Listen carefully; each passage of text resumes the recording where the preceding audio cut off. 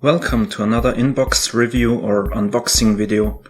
This time I want to take a look into this box, Academy's FA-18C Hornet, in this interesting scheme of the Golden Dragons. It's a 72nd scale kit, and this particular version was released in 2018, while the mold for the parts is from 2008. As you can see from the box art and here on the side, this kit comes with decals for the VFA-192, the Golden Dragons.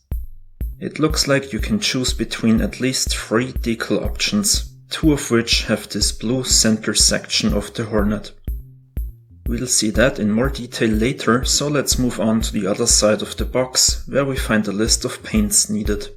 Dark and light ghost grey will be the main colors of the aircraft, as well as the bright blue if you want to build that version.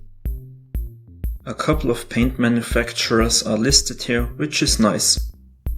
And the kit requires a skill level of 4, whatever that means. And this is what we get. A couple of clear parts, 2 identical sprues, more sprues with the fuselage, a decal sheet, and of course the manual. Additionally, I got myself this resin MK14 ejection seat from Quick Boost. It was quite cheap, but I'm not sure yet if I'll use it for this kit. Furthermore, I might place one of these guys in the cockpit. These are from PJ Production.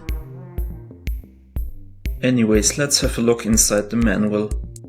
The usual general tips and a more detailed list of all paints needed. The assembly starts with the cockpit as usual, then the fuselage. I hope there won't be any fitting issues here. The general design looks a bit complex to me. The wings and intakes. Next, the landing gear, in case you want to have it extended. And the arrestor hook, nose and control surfaces. More parts for the canopy and the air brake in opened or closed position. Then you continue with the engine nacelles, head-up display and canopy frame. All the pylons and finally the loadout. The kit comes with sidewinders, sparrows, GBU-12s and fuel tanks. Furthermore, different pots are included. Nice! And on this second sheet, the painting and decal guide. Looks like there are several different versions to choose from. So you can either build this high visibility scheme with the blue stripe, or the low vis scheme in the standard colors only.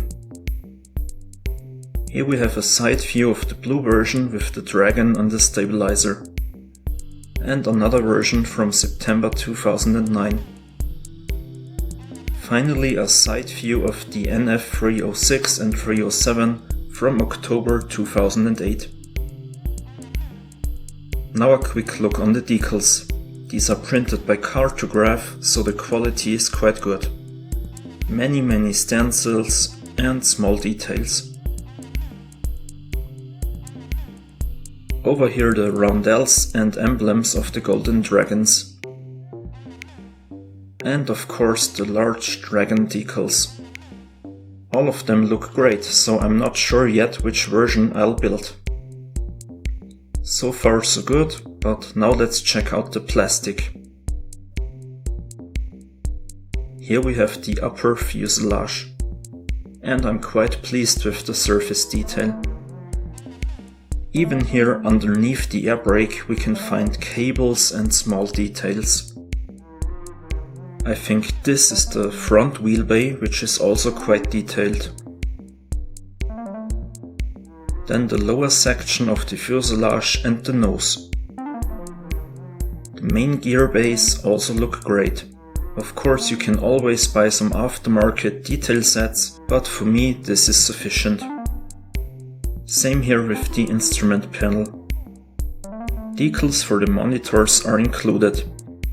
And here the flare pod and air brake. On the next sprue we find the wings. There is no option to fold them out of the box, but the panel lines and rivets are executed nicely. Also on this sprue, parts for the intakes, landing gear and forward fuselage. And here the vertical stabilizers with excellent detail. Over here the cockpit top. As you can see, this kit could also be used for a twin-seater, but for the C version you will need only the front. More nicely detailed parts for the fuselage and these for the air intakes. The landing gear and here the actual air intakes. Unfortunately there isn't any detail in there, but it will be barely visible on the finished model anyways. And on to the next sprues, which are identical. Here you find many smaller parts as well as fuel tanks and wheels. Then the AIM-7 Sparrow and some very detailed pylons. The GBU-12 laser guided bombs. Some more parts and here the AIM-9 Sidewinder as well as one of the elevators. Nothing special here. The engine nacelle and ejection seat could be a bit more detailed, but luckily I got this resin MK14 that I'll probably use instead. Alright, so overall a very good kit in my opinion. Of course this blue scheme isn't everyone's taste, but there are also options for Hornets without this special livery, so I can totally recommend this kit. Click the bell so you don't miss any new videos, and also check out the 1/44th scale Super Hornet I built in 2020. I added LEDs, so that was quite interesting. If you haven't seen it yet, you can find a detailed video on my channel. That's all for this video, thanks for watching and bye.